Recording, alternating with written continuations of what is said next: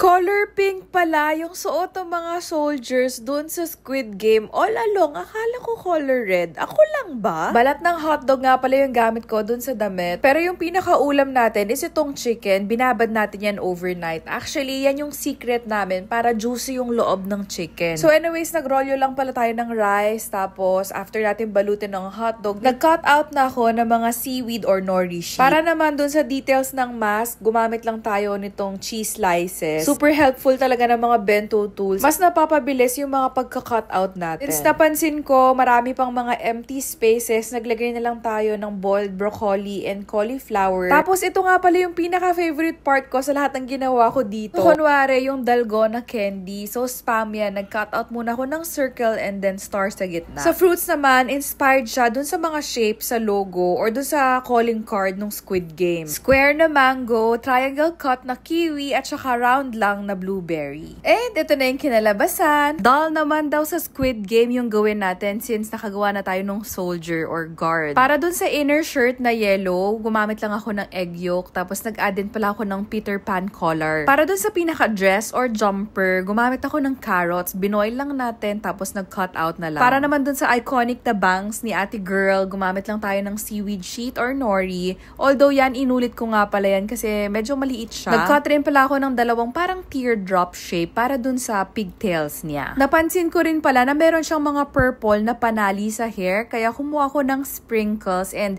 using mayonnaise, gumamit lang tayo para dumikit siya. Ayun nga lamang, pagdating sa face, sobrang nag-struggle ako, as in para akong lalagnatin.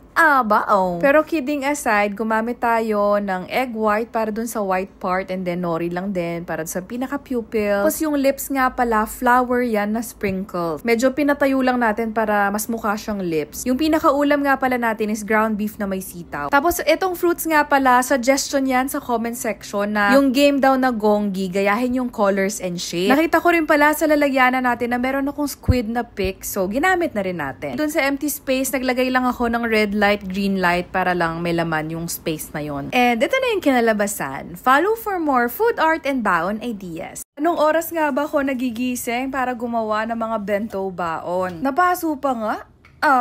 Actually, ang sagot dyan is depende kung gaano ba ka-elaborate yung gagawin kong bento baon. Kapag nag-strike yung creativity ko, matik yan, mas maaga ako nagigising, mga 5:30, basta hindi naman earlier than 5. Kapag yung napipicture ko sa mind ko, medyo complicated yung design, and alam kong matatagalan ako, gabi pa lang, pine-prepare ko na or niluluto na yung baon ni Daddy Christian. Pero today, 6 na tayo gumising kasi may nirequest si Kitty and medyo simple lang naman siya. By the way, nagsastart na nga rin pala kami mag-calorie count ulit ni Daddy Christian and healthier diet. Tatawagin nating husbento itong baon ni Daddy Christian kasi parang bento rin siya pero for husbands. Mayroon lang tayong weighing scale at saka gumagamit ako ng MyFitnessPal na app. Yung snack nga pala ni Daddy Christian, same lang sa baon ni Kitty. And nasabi ko na rin before, ito talaga yung go-to snack namin kasi nga high in protein. Tapos super dali lang din gawin. Nag-add lang din ako ng mga ilang pirasong lumpia and grapes since ito yung favorite ni Kitty. Kapag simple na baon lang, around 30 minutes tapos na siya. Pero kung complicated yung design, I need at least an hour or more siguro. Anyway, yung kinuk ko nung morning, umabot naman siya until lunch and nakakain din naman si Kitty noon. Let me know kung gusto nyo pa ng more healthy husbento recipe vlogs tulad nito. Lamang, aba!